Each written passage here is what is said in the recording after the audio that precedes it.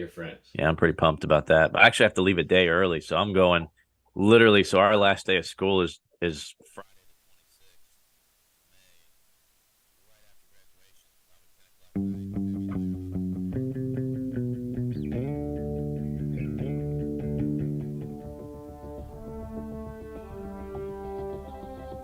Digital 410 proudly presents the What's the Scuttlebutt podcast with your hosts Don Abernathy, Jeff Copsetta, and Henry Sledge. The United States aircraft carrier Hornet, part of a task force steaming into Japanese waters, is now revealed as the secret base from which American planes first bombed Tokyo. Here is that secret airfield. 16 B-25s, twin-motored Army bombers, lashed to the Hornet's flight deck, the dramatic saga of a combined Army-Navy mission that brought panic to Japan. Colonel DooLittle assembles his 80 volunteers before the flight. Not until this moment is their objective revealed. The heart of the island empire. Japanese medals awarded United States officers for humanitarian aid to the Japanese people are returned attached to 500-pound bombs.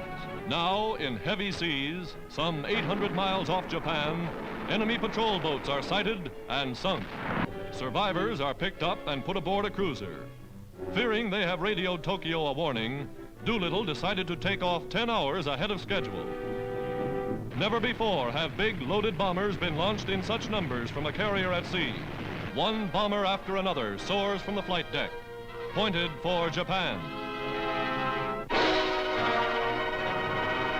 The sea grows rougher, the weather worse, but not one plane fails to get into the air. Taking the gale in its teeth, each bomber sets its course for carefully prearranged military objectives in Japan. A course that will put them over Tokyo at high noon in broad daylight. The Yokosuka Naval Base ablaze. Arms plants, rail yards, and oil refineries smashed by the raiders in Tokyo, Yokohama, Kobe, and Osaka. Then journey's end for the great adventure. Fuel gone, 15 of the planes are wrecked as their crews are forced to bail out over China and Japanese-occupied territory. The Japanese government flatly admits that of 8 uniformed flyers captured, some have been executed. This in flagrant violation of all international law. 64 of the 80 men who took off were rescued, and most of them have returned to duty. What's up, everybody, and welcome to another episode of the What's the Scuttlebutt podcast, your favorite World War II-based podcast, and we just learned something tonight. I tried to start the show off with Jeff's commercial talking about what we're doing with the M-Block giveaway, and it was playing fine, but I have never played a video before on this podcast, and everybody could hear Jeff and Henry talking over it, so I had to dump out of it real quick. Luckily, I was listening to YouTube. So I will add that clip in later. But for those of you watching live, the whole thing was probably starting next month because we want to promote it a little bit. We're going to start our Patreon giveaways. And one of the things we're going to be giving away is autographed M blocks to randomly selected Patreon members. Those are M1 Garand M blocks signed by Henry, Jeff, and yours truly. It doesn't matter what tier of Patreon you're signed up for, whether it's $1, $3, or $7.50. And then probably the following month, we're going to be giving away a new What's the Scuttlebutt coffee mug, along with coffee that I just got in from our friends over at Warbird Coffee. We have the 47 coffee and the 51 coffee. And the P47 coffee is maxed out on horsepower and caffeine level, whereas the 51 coffee is a level 2 horsepower. So if you enjoy coffee but maybe don't want to be bouncing off the walls, the 51 coffee will be for you, but we will be promoting this here more in the future. But Jeff and Henry, how are you guys doing tonight? Yeah. Good. I guess I need the P51 coffee, even though I would prefer the P47 coffee because the Thunderbolt is like one of my favorite airplanes, but I don't need to get that jacked. It's weird how... Go ahead. I had the 47 coffee first, and I haven't slept in a month. It's funny how, like, when I start my day and I drink a black coffee, I'm cool, everything's good, and I make it through the day, and then, like, around 3 o'clock, I'll hit one. And that one, same coffee, but that one seems to hit me a little more jittery. I don't know if it's because I'm still riding a little bit off of the coffee from earlier in the morning or what, but my afternoon coffee always makes me a little more jittery than my morning coffee. Not sure what's going on with that. Old Look at old that. age. Yeah. Your blood's thinner, it absorbs the caffeine more, Look at that. all that stuff. Henry knows. Look at that beautiful coffee mug. I know only two. Well, I need a cup of damn coffee right now. Apparently, it hits Henry a little harder too because he's lower to the ground, being so damn short. Oh man. How tall are you, Henry? 5'8". Yep, he's a short one. I'm not 6'5" like you are. Yeah, I've always hated my height, like especially in high school. Everybody's all tall, dark, and handsome. In my experience, the chicks like the shorter dudes. But I don't know. Being 6'5" sucks because like when it comes to clothes, for example, you're a victim of the style, and I don't want to dress modern day clothes, and so I have to like go to outlet malls to find like a size 33, 34 long pant that fits me in the waist. Otherwise, or like dress shirts, for example. Find one of the sleeves long enough without getting them tailored. It was like, we'll just get a double extra large. Well, then it looks like a maternity shirt. It drapes off you. I need something long and skinny. So I wish I was 5'8", maybe a good 6 foot. But no, 6'5". It's just, I see other people 6'5". I'm like, God, do I look that ungodly and gangly when I walk by? But apparently I do. Look, I got a buddy who's 6'7". Oh, I do. And I'm like, man, I would kill to be your height. And he's like, no, you wouldn't. It's a short man's world. We're just living in it. Have you ever? He said, I would rather be 5'8" than 6'7". Henry and Jeff, remember in the 80s and 90s when the home fashion was like to take a stucco and just blotch the ceiling so it looked like you had stalactites hanging off of it? When you're 6'5", oh, you mean popcorn ceiling? No, popcorn looks like popcorn. These are the ones that like look like stalactites. I mean, it looked like somebody just took a paintbrush, went, and like it was hanging down. I remember in high school, I took my shirt off and I drug my knuckles across the ceiling and bloodied them because I'm so damn tall. Actually, I need a new ceiling fan in my bedroom because I took my shirt off one day and put my hand into the blade at full speed and bent the arm. And I went to Home Depot and they don't sell replacement arms, so the fan above my bed's off kilter because I actually put my arm through it at full speed and bent the damn arm. Yep. Getting that first apartment that was built in the 90s, the shower head hits you right here in the chest because you're too damn tall. It's a short man's world. I'm just living in it.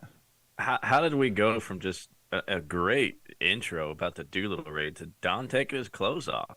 How does that happen? Because you just never know where this show's going. How you doing, Jeff?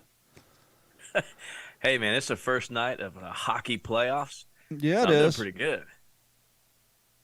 I mean, my team doesn't play till tomorrow, but I'm just pumped. I love this time of year, man. I mean, down here in Texas, spring has fully sprung. Everything's green and flowered out, and everything's all different colors. We might actually get a little bit of rain, and then it's hockey, and it's just who's your beautiful. team, Jeff? The Rangers. Okay, I used to like I used to really be into hockey, and I liked the Rangers. I love their uniforms. Yeah, I've always been a Rangers fan. Of course, growing up in Jersey, I was really kind of the area I was in was more Flyers and Devils. I was about to say the Devils. Yeah. Yeah. Well, but I was never a home team fan. I mean, I grew up loving the Rangers and the Dallas Cowboys, and that was pretty much it. I didn't really care about anything else, and I really don't care about the NFL much anymore, like I used to when I was a kid. But hockey has just always been. It's just so much more fun to watch. Heart. It really is. It's just men competing, and I just love the history of it. And the Rangers have such a great history, and they're not. They certainly haven't won a lot like some of the other original 6 teams have, but they've only won 2 actually Stanley Cups since 1940. But they were a hot team during World War II for sure. Well, is Lundqvist still the goalie? What's that? Is Hank Lundqvist still the goalie, or is he retired? Oh, no, he retired. He's an analyst now. Yeah, I was going to say, it was about 4 years ago. See, when I worked in radio, we used to give away tickets to the local team. And so if we had some left, I'd go all the time. And then I've been a Penguins fan since middle school because Columbus, Ohio, we didn't have a team until I left Ohio. Everybody's like, why aren't you a Blue Jackets fan? It's like, because they weren't around when I was here. I bolted in 2001. And so I was always a Penguins fan. And so Carrie and I were really into it. That's why Bailey's name's Bailey, because Carrie's a LA Kings fan. And their mascot's name is Bailey. That's how our dog ended up that name. But my buddy John, who I used to go to local ECHL games with, he's a Flyers fan because he was in New Jersey, but much like me at the time, they didn't have a team really. And so he was a Flyers guy. Because I think I was right around the time the Whalers went defunct, and I don't think the Devils were out yet when he was growing up. And so he was a Philly fan, and so we'd go to these games. I'd have my Penguins jersey on. He'd have everybody's Flyers jersey. I'm just like, you guys can't be sitting together, but we always did. And I love hockey. first time I went to a pro game was up in Tampa. I went to a Lightning's game, and it's so much faster than your obviously your ECHL teams, but it's a damn good time. So I don't want to complain about rain because Fort Lauderdale got their ass kicked as we saw a few days ago. But on the West Coast where I'm at, we're in a drought. We finally got some rain last night, and I just got my roof redone, and there was a construction dumpster in my driveway, and so my truck's parked out in the front yard where the make-believe culvert is, which tends to flood. So I got up this morning, it was pouring down rain, so I put on my service boots and put on this hat and my HBT jacket and went out in the rain and just went to work. And my boss looked at me, he's like, "You got an event coming up?" I was like, "Nah, it was raining this morning. I didn't want my feet wet." And it's, you got this gear, why not wear it? I mean, that's the best time when the weather gets a little cooler or a little rainier, we can actually wear some of our gear without having to go to an event and not look so out of place. Like when you whip out that beautiful all-leather M42 jacket and get on your Triumph right down the street. That's the perfect jacket. Like if you had an old Triumph or an Indian, that'd be the perfect jacket for that bike. Yeah, I wish I had an old Indian. I just never got into motorcycles much. My dad was always on motorcycles, and I love the old classic bikes. The Indians and the Harleys from the World War II era. Mm-hmm. Even that'd be great. But if I bought one, I wouldn't. It'd be a waste for somebody like me. I don't know. It just kind of skipped me. But I am looking at. I saw there's a 1947. It's a pickup with a flatbed on it. I mean, it's cherry. Nice. And it's down the road here. I know the owner, and all of a sudden yesterday I saw a for sale sign. I went, But we'll see. Looking around the backyard. Do I have any room to park at? I got a tree to put it Yeah, under. I just bought my son a 2000 GMC the other day, step side, nice pickup, and so now I'm up to 6. But I can probably skim one for that 47. That's a nice truck. Yeah.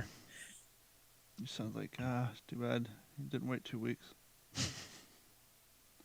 But anyhow, before we get into the DooLittle, because we didn't want to bring an entire conversation to a screeching halt, we're going to start things up a little different. We're going to get down to mail call, and we want to hear from each and every one of you. So if you have any topics, questions, comments, concerns, dislike of my spinning a show off topic in weird ways, please send us an email at mailcall@wtspworldwar2.com. Tell me to get my shit together, and I'll happily listen.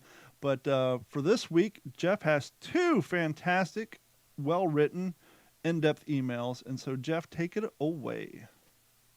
All right. This first one reads, I just recently discovered your podcast when searching for articles written by E.B. Sledge and his son Henry. I am very excited to begin listening to the podcast. I do have one question. When are the live on-air broadcasts? I'm an amateur World War II PTO historian. I began back when I was in junior high school after reading a book about Guadalcanal and the 1st Marine Division. Please forgive me, but I have long since forgotten both the title and author. Over the years, life intervened, and it has only been within the last few years my passion for World War II PTO rekindled and my reading and studying grew. I began purchasing a variety of books on the subject, some good, some bad. I read With the Old Breed, and it was fantastic, eye-opening, and you get a very real sense of what the average combat infantryman went through. When the miniseries The Pacific came out, I refused to see it. I figured Hollywood would take my passion and destroy it with their artistic license.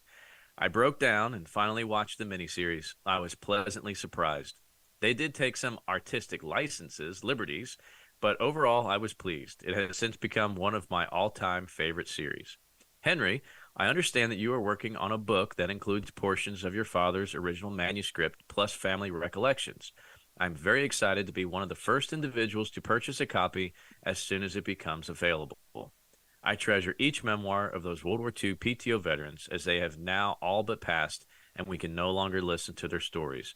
I look forward to continuing listening to the podcast and learning even more about PTO. Sincerely, Donna Eichhoff, Palmer, Alaska. The next one starts off with, It's me again. Listening to the conversations about the Pacific, I also felt partially let down when watching the Pacific the first time. I was expecting something different, more like Band of Brothers also. Since the first time watching, I've grown to love it. Band of Brothers, I felt, was the super patriotic, glorious side of war portrayal.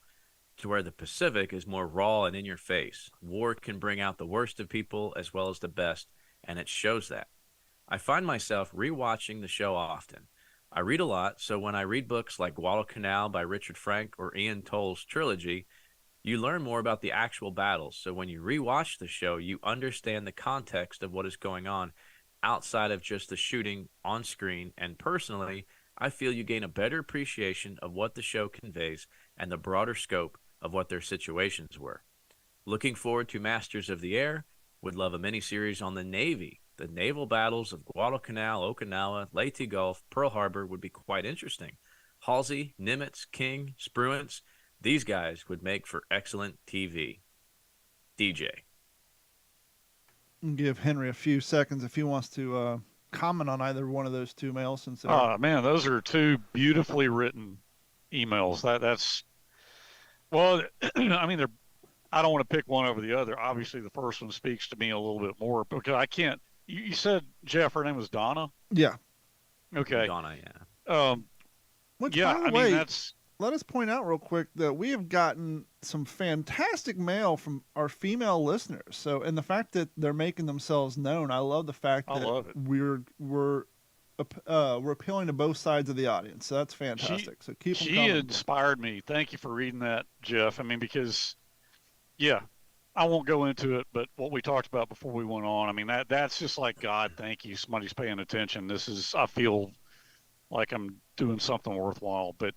But to move on to a broader scope, I mean, I love that folks are seeing the Pacific. I love that people are looking forward to Masters of the Air. I mean, and catching our show. I mean, it's all good. With Masters of the Air taking as long as it has to go from pre-production to production to post-production to release, are we running out of time for Tom Hanks and Spielberg to do a Navy series? Because I mean, it's taken quite a bit of time, and they're not getting any younger themselves. I mean, yeah. Obviously, you can direct. Eastwood has shown us you can write and direct well into your golden years. But with that being said, are we getting close to running out of time for at least that production crew to do something?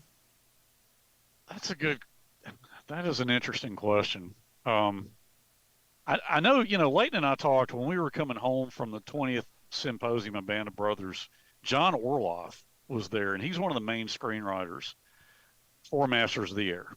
And Leighton was just kind of giving me some scoop on things he had heard. But to stick to your question, Don, I don't know. Jeff, do you have any input on that? Or hypotheses, for that matter. I mean, it's all speculation. Yeah, my very uneducated guess is as long as Hanks has blood flowing through his veins, he's going to make good cinema. Yeah. I don't know. Now, I think a better question is it already too late to garner enough interest to where Masters of the Air will be as successful as the other two? That's really the one that scares me because, I mean, had this come out 20 years ago, oh my gosh, right? I mean, just swap the timetable. Had this come out and not Band of Brothers when we were still kind of on the heels of the Memphis Belle and Tuskegee Airmen, and then just kind of yearning for more of a bigger picture. I think Band of Brothers was just a perfect time. We were just 9/11 we had that. That. Yeah, and there were so many veterans still here. Yes, exactly. And we were riding the coattails from Saving Private Ryan. Still, everybody still kind of wanted more, and Band of Brothers gave us more. I think the Pacific is just, we've talked about this 1,000 times. It's just different. It's a different type of war. It's definitely a more overshadowed part of the war. So even, it could be the best thing ever, but it has to tell it the way it was or close to it. And that's not what we are used to seeing, right? I mean, we grew up watching Hogan's Heroes. Okay. They make jokes and they treat their POWs great. Not so much in the Pacific theater. So, and we'll talk a little more about that, I'm sure, once we get into DooLittle tonight. But I hope that this is not already, Masters of the Air is not already too late. I don't know going forward from a naval perspective, that'd be great. But I hope this thing doesn't flop because I'm just so pumped. I know I can say this, and this is, our buddy Leighton was kind of giving me some scoop on this. I mean, he had heard John Orloff say this, that we heard the criticism of the Pacific. All right, like you said, we've talked about that many times. Masters is it faces a challenge because you talk about, well, the Pacific didn't focus on one unit. Well, they couldn't. We've talked about that. But Masters, think about it. Every B-17 had 10 guys in it. And so it's the number of characters that it's going to have to develop. I mean, Leighton told me a direct quote from Orloff on that, and I really hesitate to repeat that. But then again, he didn't swear him into secrecy either. But it faces some challenges. I'll just say that. That doesn't mean they won't pull it off. That doesn't mean anybody's saying they can't pull it off. Yeah. But back to the previous question, I almost wish they would have like staggered the production. Like, okay, we have a 2-3 year gap between the Pacific and this one. Because kind of like which would be a tremendous undertaking, but just time wise, because like Jeff was kind of saying, has the broad pop culture interest in the subject still there to support a project of that caliber? I mean, we know our community's here, we know, some of the younger cats, but we also know when it comes to sinking that sort of money and that sort of production, the people who invested that money, they're looking for more viewers than just our community and, a handful of kids who played on video games on Xbox. And so that'll be the big question too, is the audience out there? And kind of like we spoke a few weeks ago, back when Band of Brothers and even the Pacific, the Pacific saw a little bit of the streaming services popping up around it. But back in the day, Band of Brothers was on HBO. You either had HBO, Cinemax, or Showtime. Yeah. But either way, and even if you had DirecTV, you still had internet. You still had HBO and then maybe Showtime. So regardless, unless you didn't have a cable or satellite system, chances are you either had HBO or you went out and got it. But now, the Tom Hanks Navy, what was it, Gray something or other? The Greyhound. Yeah, Greyhound. Yeah. Never saw it because it was on Disney Plus.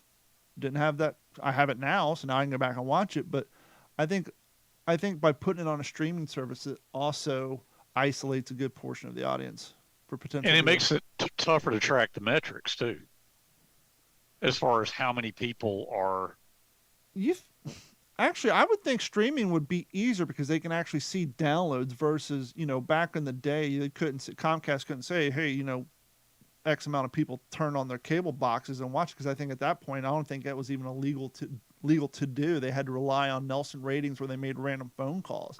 But when it comes to streaming, they can see how many people actually stream and download a video, just like we can see how many people watch our videos on YouTube and stream the podcast. So I would think that would be the one benefit of streaming, is you can actually get real hard numbers on, X amount of people tuned in, X amount of people shut it off after 45 minutes, or X amount of people stuck through the whole series, or, the first 5 episodes and then it dropped off. I'm sure they can actually get more in-depth detail when it comes to that sort of thing, opposed to back when it was streaming strictly on HBO services. But I'm excited for it to come out. We've all been waiting forever. And, but it's almost like they'd almost have to do the Navy to finish off. We already had the, Band of Brothers, PTO. Obviously, you can say, well, what about the, ground infantry for the Army? But, there's a lot of movies covered that. Dennis Blocker tuned in. He said they should do the Heart of Hell for the Navy and follow the crew home front through the invasion of Saipan, Guam, Tinian, and Iwo Jima. This would include the UDT frogmen doing their recon mission. So that's his suggestion for the 4th layout of those series. And so there's that as well. And once again, we do want to hear from you. So send us an email to mailcall@WTSPWorldWar2.com. And if you also want to support the show, you can do that by going to WTSP or D-410.com. As we said earlier, please sign up for Patreon. All you got to do is sign up, and you'll automatically be enrolled into winning autographed M blocks when we get the coffee mug and doing the coffee giveaways. And we're going to continue doing that. This isn't something that's just going to be a limited time. Obviously, the items we give away are going to be limited time, but we want to continue thanking you guys for supporting us and what we do by doing prize packs through Patreon. Just a little thank you for you guys for signing up. But without any further ado, Jeff, you want to start us off on the topic of Sir Jimmy Doolittle. I guess he's not European, so he wouldn't be Sir. He's not a British knight, but yeah, Mr. Jimmy Doolittle. Well, to every enlisted man, it was going to be sir. Yeah, that's As an true. officer. Sir, yes, sir. Yeah. Yeah. And talking about our little pre-show plans tonight, we thought it was fitting with the anniversary on the 18th of April, the DooLittle Raid, 1942. And I think my favorite things about the story is a little bit deeper than what the general what we see on the surface, right? What we see is 16 B-25s launching off the carrier Hornet, and the story goes, okay, they did negligible damage, and of course we lost some guys in the process, but it was that psychological victory, right? Hearts and minds.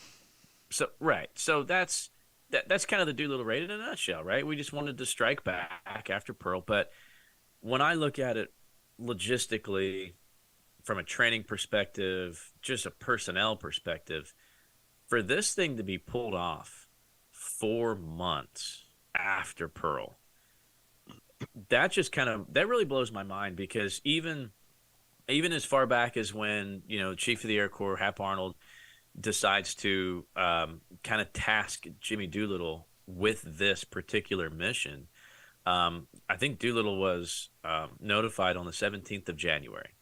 Okay, so we're looking at 30-some days after Pearl, right? 40 days maybe. Okay, that's a fairly quick turnaround from all of a sudden we're caught, at Pearl, to in the period of maybe 5 weeks going, we not only know what we're going to do, we know who's going to lead the charge. I mean, in military terms, that's pretty quick.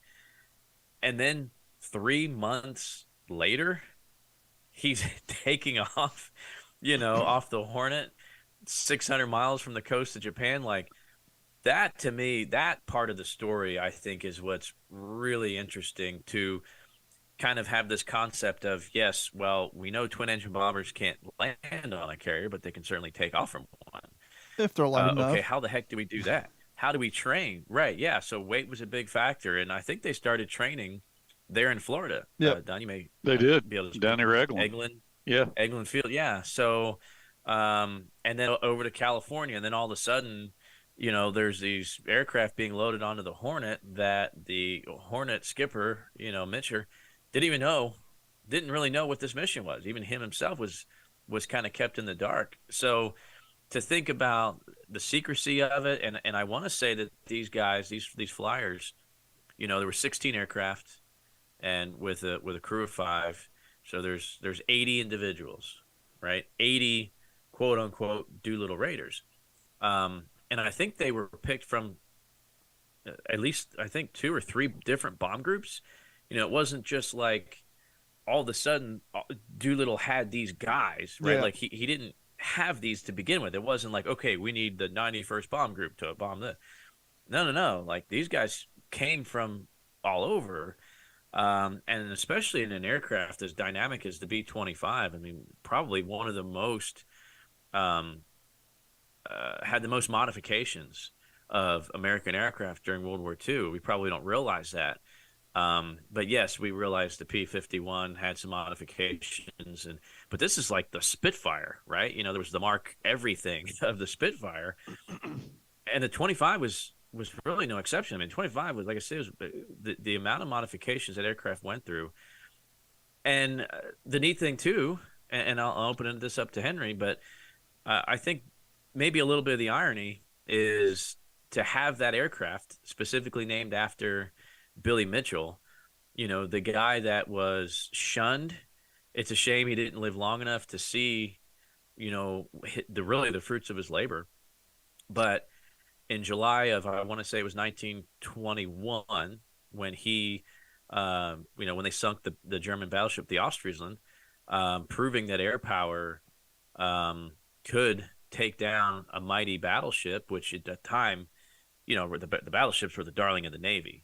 Right. I mean, even in 1941, with the amount of battleships that were hit at Pearl, and of course the big topic there is, the aircraft carriers were out at sea in training. And the Japanese like, who cares? Like, we took their battleships because they were the darling of the Navy. But it really wasn't until 1942 that the complexion of the darling of the Navy shifting from those dreadnoughts to the flat tops, that's really when that thing happened, and never really looked back. So to have somebody, to have an aircraft named after somebody who was trying to prove this in the 20s, to have his namesake on an aircraft and have somebody like DooLittle, yeah, he was ambitious, and he was brave, and he was seasoned, right? DooLittle's in his mid-40s at the time of the raid, but also held a doctorate in aeronautical engineering from MIT. Yeah, he was a brilliant man. Yeah, not just like a daring leader. Yeah, he's a daring leader, but the guy really knew what he was doing. I mean, the guy basically invented flying by instrumentation only, flying blind. I was going to say that knowledge and that background definitely came in handy in this mission when it came to, okay, we need to get these birds off this plane with a short runway, and we need to cut weight. What can we cut? What can't we cut? And how are we going to get there? Definitely helps to have the guy in charge have the knowledge in the background. Absolutely. Yeah. So that's just my kind of short and skinny of it. I mean, people can really, we don't think we have to go through the nitty-gritty details, but I just think that's the neat thing to me of this story is how quickly we did strike back, regardless of what we hit or not. Having American bombers over the emperor, of Japan, rattled a few people there, and not even having to do that again. The thought that it was done and can be done, that was constantly, present day. You're the Empire of Japan, present day, 1942, 1943, even 44. This could happen again at any day. Just having that thought in the back of their minds too has got to have basically it's got to change how they were waging war to know that threat is there again at any given time. And not to mention the fact that prior to this, we had never done anything like this no one had done any sort of thing on this over Japan. And to have our guys say, okay, here's what we're doing. And oh, by the way, it's a quote unquote suicide mission. We're going out, but there's not going to be fuel to get back. We're dropping the bombs, and if you're lucky, you'll land in China. And once you're in China, you'll be lucky if you don't get captured by Japanese soldiers who are there. So, who wants to do this? And you still had guys with the intestinal fortitude to say, let's do this. Let's get the job done. That in and of itself is what makes this mission even more notable to history. I mean, yes, there's that in pretty much every mission, especially infantry. There's a high likelihood that, some of the guys around you aren't coming back, but to actually know from jump, hey, there is no return trip home, at least not anytime soon. That in itself is just like, holy shit. Yeah, absolutely. And I'll share a quick story with one of the times I got to talk to the last surviving raider, of course, Dick Cole, who was the co-pilot for DooLittle. I asked him, I said, sir, if we could go back in time to the morning of April 18th, 1942, and if somebody said, that if somebody came, told you you're going to live to see the age of 103, he said, I wouldn't have believed him one bit. He said, I just wanted to get to April 19th, 1942. And he said, he said it was the best day and it was the worst day that he ever experienced, in the military. And of course, why it was the worst day. He said, yeah, I had to basically, you're at something like 9,000 feet deciding if you're going to have to jump out of this aircraft. When that decision's made, you got to bail out. That would be the worst day, of course. And I said, so, well, why was it the best day for you of the war? He said, because my parachute opened. It's all about perspective. We tried to have a guest on tonight, a return guest. He's been on twice in the early days of this podcast, named Ted Johnson. He's a member of the Florida Flyboys. He's been a reenactor for 20 years, but he was actually at the last DooLittle reunion, and some of our friends had gone to a few of them prior to that. and I was wanting him to come on tonight and share his experience at that last reunion, but sadly, due to technical difficulties, he was unable to join us. But I've talked to a few of those guys in that group who were invited to go down in there to, be the visual representation of what those guys would have looked like back when they made that flight and that mission. And I could only imagine the honor you would have to just be in that room in those uniforms, just stand, not saying anything, just be in that visual representation for the people in the audience to kind of look at them and look at you and look at them and just get the whole idea of the uniforms, the gear, and all that. And so sadly, Ted wasn't able to come on to share that, but that would have been one of the coolest things, I think, as a reenactor you could have ever had the opportunity to do. That would have just been so awesome. So I mean, that's why we do it, right? Yeah. That's it right there. I mean, congratulations to Ted. I would have loved to talk to him tonight, because that's exactly why we do what we do. Let me ask you guys from a flight standpoint, because you guys are more familiar with the actual planes and the models. When it came, obviously they chose the Mitchell because of its ability to possibly take off from these carriers. But when it comes to a mission where you knew you were going to have to jump out of a plane or crash land it when you run out of fuel, was the Mitchell one of the more easier ones to bail out of, or was it up there at the scale of crap? This is going to be more harder, because we all know by watching the movies, a lot of those planes, they weren't, they're kind of getting through them was almost like getting out of a submarine for a lot of these guys. I mean, depending on where you were stationed at on this plane, getting to an escape hatch wasn't exactly the most easy thing to do. So I know, if I could jump in on that. Yeah, please. So, for example, the British Lancaster was horrendously difficult to get out of because the main wing spar came through the fuselage. Oh. So I've read memoirs and read histories of guys with all their flying gear having to crawl up over that spar to get to the rear of the aircraft. Now, of course, it made the Lancaster able to carry a huge amount of bombs. But to stick to your question, the B-25 probably wasn't inordinately difficult to get out of. I mean, the thing that goes through my mind, and I'm thinking of one movie, I guess we may have already talked about it on one of our earlier shows. I think Van Johnson was in it. It was about the DooLittle Raid. Jeff, 30 Seconds Over Tokyo. Yes, that was it, yeah. I just remember a scene, reaching back to my childhood when I remember watching that movie with my brother. I wouldn't have the guts to jump out of a plane on a clear, sunny day. Yeah. Over friendly territory. I can't imagine. It's dark, stormy. You see your props starting a windmill because you're running out of fuel, and just open that hatch and go through. I think they opened up and went through the nose, or out just after the nose. I'm not sure, but dark, stormy night, possible enemy territory, or at best China. You have no idea what you're going into. The fortitude and courage is just unbelievable. And by the way, they weren't static line jumping either, so you got to take that into consideration too. Yeah, and I would imagine a lot of them, or some of them at least, would have just gone at the Bombay. Yeah. Right? Yeah, that makes sense. I'm not as familiar with the 25 as I am with the 17, and I know in an emergency situation, when a bailout drill goes out, B-17 crewmen have they have a fire drill essentially. Everybody goes in a certain order, and it's done for a reason, and they have different places that they would exit the aircraft. But I would think when you're kind of like, you're not shot up and the plane's going to blow up any second, you're just kind of riding the timeout. It seems to me that I would be fighting to just say, hey, all right, open the Bombay and we'll just tumble out, kind of thing. But I don't know. Wow.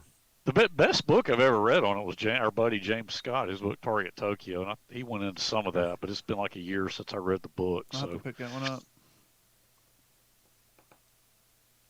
Writing that one down. Jeff is currently going through his bookshelf. I have a feeling he's going to produce the book Target Tokyo. Nope. Oh, maybe. Oh. I would imagine some of it's in this book here. Jimmy Doolittle, if I could never be so lucky again. Yes, Jimmy Doolittle's autobiography. I'll let you know when I get That's a around to reading thick this brick. thing. What is that, like a number 3 font? Right, yeah. It's a pretty healthy book here. But no, yeah, it's actually the words are quite large, and there's a good amount of photographs, but it's just kind of printed as a very large book. I'd love to get into this one day because Doolittle himself. I mean, autobiography of that man. I bet you that's a great read. Couldn't recommend it because I haven't read it, but if any of our listeners have ever read Jimmy Doolittle's autobiography, I could never be so lucky again. Man, I'd love to hear about it for sure. Absolutely. Do we want to go ahead, since we kind of segued into books? Do we want to go down what you're reading? Sure. We're going to change up a little bit. Henry, what you reading? Just finished the book I was reading by Michael Veitch on Battle of the Bismarck Sea, which had some great stuff about B-25s being modified. I am now reading Ian Toll's third volume, Twilight of the Gods, third volume of the Ian Toll trilogy, and only about 70 pages into it, but really enjoying it. What's the overall plot point or area? Well, this is War in the Western Pacific, 1944 to 1945. And I think, because I did look in the index, as I've been known to do through the years, I think he does quote my dad in a few places once he gets, on the Peleliu. But right now it's setting a lot of the political stage with where FDR kind of stood with things. And Toll's a great writer. I mean, God, it's so readable and yet so articulately written. Yeah, really enjoying it. That's one of the things you definitely pick up on when you read through as many books as we do, as consistently as we do. You can definitely tell the smooth books, the ones you don't want to put down, to then you go to one like, okay, I'm halfway through chapter 1 and I'm taking a little extra energy to pick this one back up. So, I mean, you can definitely tell the writing styles, and you definitely figure out what writing styles you personally enjoy, and that helps you keep going through those books quicker and or slower. And so that's one of the interesting things about reading these books, is like finding, okay, I like this author, I like the way he does it, this guy not so much. This historical stuff is good, but takes me a little bit longer. Well, I guess they're all historical, but when I mean logistical stuff, as we've talked about before, I'm more of a biography guy, autobiography, versus just hard numbers and logistic stuff. Jeff, what you reading? Well, I can definitely attest to a book that I'm reading slower, not because of that it's boring in any way, because it is quite the opposite. But a lot of our listeners know I've been reading With the Old Breed for the second time, and I will probably finish it tonight, and I don't want to. I don't want to be done with it. I've really been trying to pump the brakes on it. But I think I'm going to move into like I said, I'm gearing up for Europe, so I have to look ahead to, like, okay, what book do I want to be reading when I'm there? And that's important to me, because I can pick up a book off the shelf, even if it's something I read 10 or 15 years ago, and I know where I was at reading it. It has to fit, right? Yeah. Just weird like that. So sometimes that subject matter, when I'm looking ahead, okay, what do I want to get into? It definitely is going to depend on my surroundings. And I thought I'm definitely going to take this one to Europe with me. And if y'all follow me on Instagram, you already saw that I ordered this. But I got Men at War by Ernest Hemingway. I got a first edition. I found it. I can't believe it. Printed in 1942, and this is significant, and it actually has a tie with the Old Breed, or for those folks who have maybe only seen the Pacific miniseries. But that's the book that was thrown away in a trash can. That, as the story goes, Henry's father, curious, walks up to this trash can on Pavuvu and picks up this book. It should have looked exactly like this, being a first edition, and opens it, and signed by the previous owner of the book, A.A. Haldane, and goes and just leaves it in the trash can for whatever reason, with the disgust of losing somebody he was so close to, one of the best leaders that he knew, or for whatever reason just didn't want any part of that. So I've been kind of moved by that scene. Of course, me being a huge Hemingway fan, I knew eventually I was gonna own that book, but that's not the kind of to me that's not the kind of book that you just buy a new one paperback. I had to find a first edition, and I'm proud to have that one. So that may be I may kind of just pilfer through because if you're not familiar with the book, Men at War is not written necessarily by Hemingway. This is a collection that Hemingway put together of a lot of authors that wrote just strictly about war and men at war. So he does the introduction for it, but there are stories in here.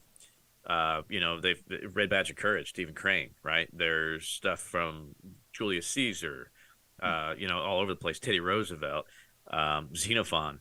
So this is just kind of a culmination of men at war, of all wars. So it's always good to broaden our horizons. So looking forward to kind of diving into it. I think it's kind of cool that you didn't hesitate or even put a second thought of saying, okay, I'm going to take this first edition I just got and schlep it on a plane with me in my baggage and my carry-on across the world via, a modern day bus that flies, because it's not like air travel is what it once was. It's just, I'll cram it in the back of the seat in front of me and pull my tray table down while I enjoy my sub, and then I'll get back to it. Because a lot of people, if they're a Hemingway fan or whatever, and they get a first edition from 1942, regardless of what it is, they might be a little more delicate with it and put it up on the shelf and not want to touch it. But you're like, come on, Ernie, we're going on a flight.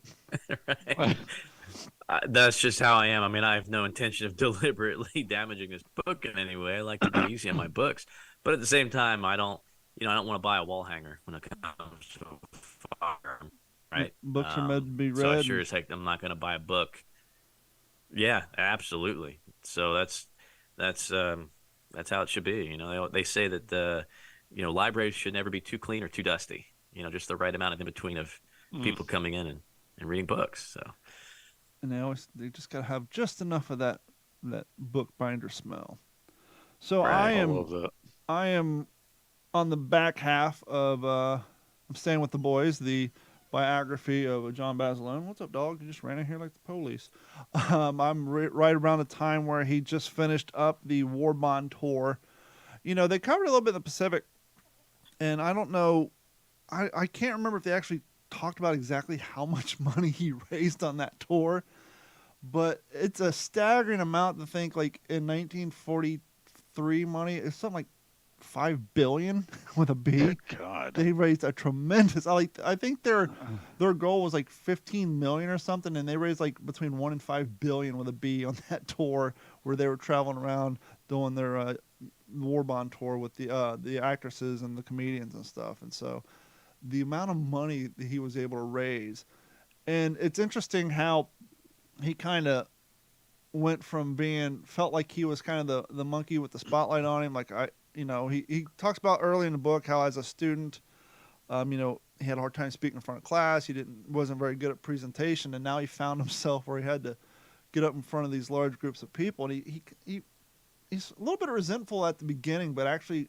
after he realized the amount of money they were raising and the amount of, things that they could buy for the guys on the front line, he finally realized, holy hell, I'm making a difference here. And his opinion definitely changed by the end of that tour, which is interesting to see. And I'm just got to the part where he finally got his wish, and because he tried for 6 to 8 months, in the series, it made it look like, he just went to chess. He said, hey, put me in, coach. I want to train. But no, it took a lot of talking and getting to the right people, because they kind of saw him as a cash cow. Like, there's no way in hell we're sending this guy back. I mean, look at the amount of money he helps us raise. Why would we send him back anywhere? And finally, he talked to the right Marine and who felt the same way, and got him sent to Pendleton to do some training. And so that's right where I'm at on the book before they set off. But it's definitely an interesting book, and I said it before. The hardest part for me, and I'm sure a lot of people, is the fact that we know what happened to him, and that this book is not, even though it's told in the first person, it's not written in the first person. I'm sure there's a lot of letters and stuff lifted and information, but I'm enjoying it. It's a pretty good read, and you definitely learn a lot more about at least the author and the family's perception of how he felt about things, and and the way things went in his personal life. And it's a pretty good read. I know Jeff's a big fan of that book, and if you guys are curious about Basilone and maybe you've seen a little bit from in the Pacific or some newsreels and just heard the name and you want a little bit more deeper look into his family life and growing up in Jersey and his time in the Army, where he pretty much spent more time beating up other cats in the Army in the boxing ring than he did anything else. And you really want to, learn where the name Manila John Basilone came from. Definitely check out that book. I'm Staying with the Boys, the official biography of the John Basilone. That's what I have been reading, and I'm just about done with that. And I don't know where I'm going to go next. I'm looking at my bookshelf, and I'm not sure where I'm going to go next. And that's one of the other fun questions when you wrap up a book and you're like, okay, well, we're in the Pacific. Do we want to go to European theater? Do I want to get back into these submarine books? And so I'm not quite sure where I want to go next. And maybe if you guys have a suggestion where we should go next, we're always telling you about the books we're reading and what we think you should read. As per earlier, send us an email at that same email address, mail called WTSP World War II. That's WWII.com. And tell us what you're reading. And give us some suggestions on some books to check out. And maybe we'll happily do so. And we are working on having 2 authors. One of them returning who just did a world trip. Jared's going to come back on. And then I'm working on another author who's going to be coming on shortly after that. And so we definitely have some more guests coming down the line. Henry, do you got anything coming down the line? No. You want me to plug what we had talked about earlier? Sure. Talk about whatever you want. I just I'll just I'll make it brief. So in this, I hope our Donna, who sent us that lovely email, is listening. So I have finished the rough draft to the book that I've been working on. Now I'm going back through and self-editing and trying to pare it down and eliminate the things I don't want. But the original unedited manuscript with the old read, here is how big it actually was. So everything out of that I analyzed and decided I wanted in my manuscript, I've got it transcribed over. I've roughed in my own voice. So now I'm going back through making the second pass, and was emailing with John McManus saying, hey, it's 173,000 words. Where do I need to get it? He said, shoot for 130 to 145. That's just a rough target that I'm going to try to get to, and then go back and polish it some more. It's a slow process, but it is moving forward. You're kind of getting a view of what your father and your mother went through. They had a whole lot more letters and more words than the publishers wanted to print. Yep. Henceforth, what you have available to you now. And not that, you kind of got a nice insight into, as we kind of talked a few weeks ago, about being a father, raising a family, trying to work a full-time gig plus write on the side. And so you're kind of getting an aspect of what your father went through with that as well. And it's probably kind of cool to kind of share in that sort of family career, if you will, or family. Well, it is. I just feel the pressure that I don't want to screw it up. Sure, and as we can all expect, and we're all got faith in you, but it's kind of got to be kind of cool to be able to share those thoughts of not only him but your mother as well, because as we all know, she's the one who did the banging out of the keys at night along with him, and it was definitely a family affair, and now you're kind of sharing that legacy in more than one way, really, because now your kid gets to experience what it's like to have his father down in the basement banging away at a keyboard all night, and it just keeps going and going. Well, the exciting thing, and we don't have to keep talking about this, but the exciting thing for me is the unpublished stuff, the nuggets in there that are pretty cool, to see those, to get those into the light of day. That's really, this isn't about me.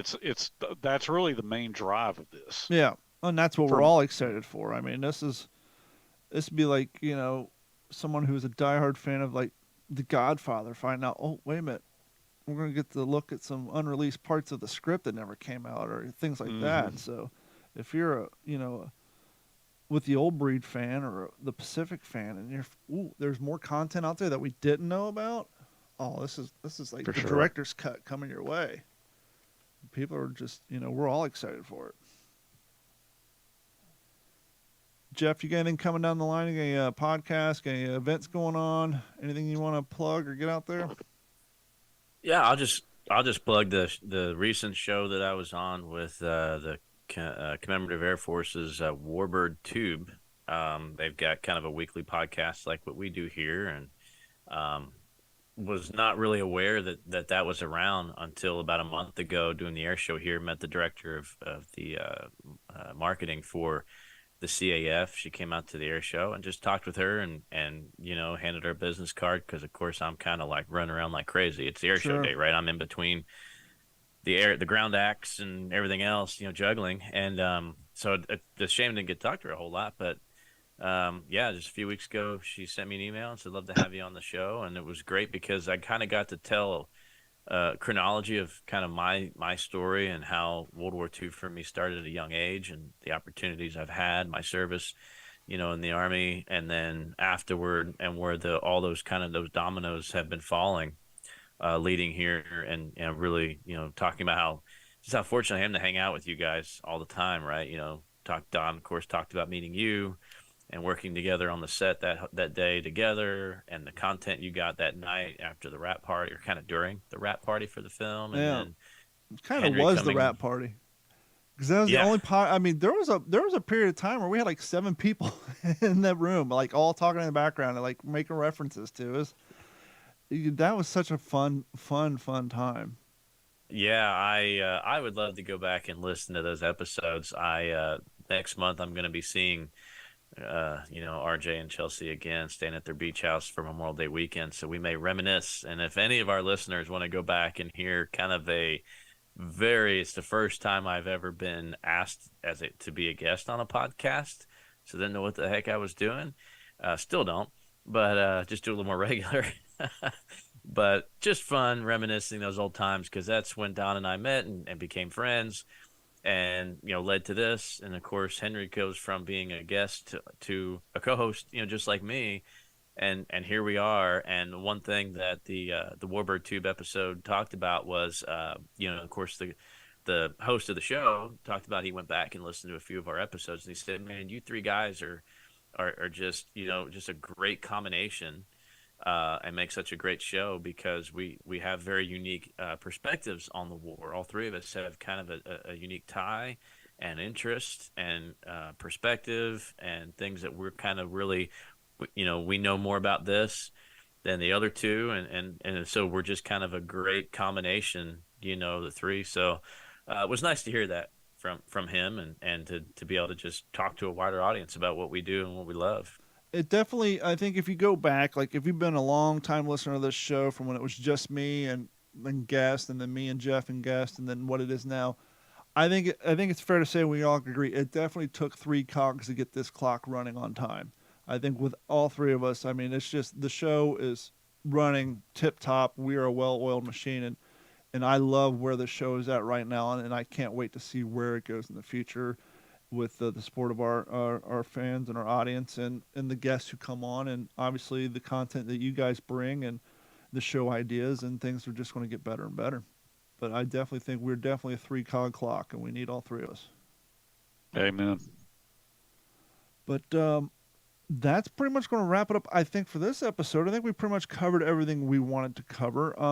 If you haven't done so, please go to YouTube and look for Digital 410 Media, or Digital 410. You can find us through, just go to WTSPWorldWar2.com. You can find a link there, and join in the conversation. Sadly I didn't get to keep up. Gabe and Dennis are on here talking. Gabe did say he's still reading Utmost Savagery, The 3 Days of Tarawa. I know great book. Henry read that book. Yes. And I want to get that as well. My son is named after Joseph Alexander. Yeah. So that's the second book I read about Tarawa. The first one being Bob Sherrod's, but yes, that's one of the best ones. I do have a final thought to just kind of wrap up our DooLittle Raid talk tonight. We didn't go real in depth, but I think we did a pretty good tribute to it. And I've got a quote here from Lieutenant Dick Cole, who again, the last surviving Raider. He says that, I hope that future generations remember that we were just a member of a big force that finally got rid of the Axis. And we did it by everybody doing something, contributing, and people come up to thank me. We are grateful that we had the opportunity to serve.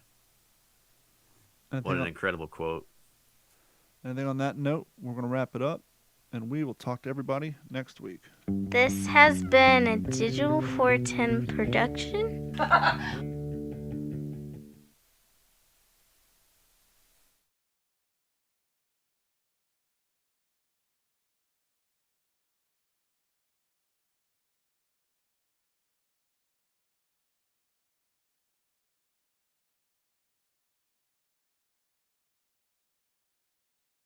Hey friends, we're going to do something new over here at What's the Scuttlebutt podcast, your favorite World War II podcast. For a limited time, we're going to be giving away M1 Grand M blocks signed by your host, Don Abernathy, Henry Sledge, and yours truly. Now, how can you get your hands on one of these? Well, first, you've got to be a Patreon subscriber, even if it's $1 a month. Second, be looking for our website or on our social media for details on how you can win one of these. And third, we'll just keep listening to our podcast and tell your friends. Yeah, I'm sorry. I didn't realize. I didn't realize either, because whenever I play this show live, that way, like whenever I run pre-recorded stuff live, no one's talking, so I wasn't aware of it. So I'm actually looking at the screen now.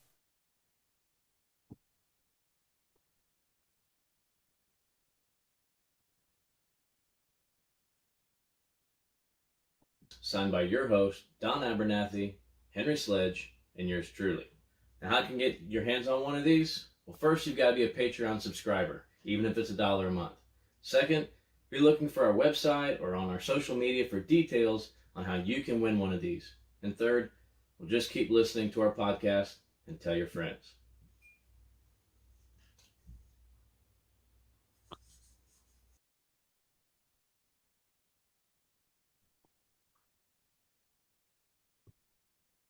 Sweet.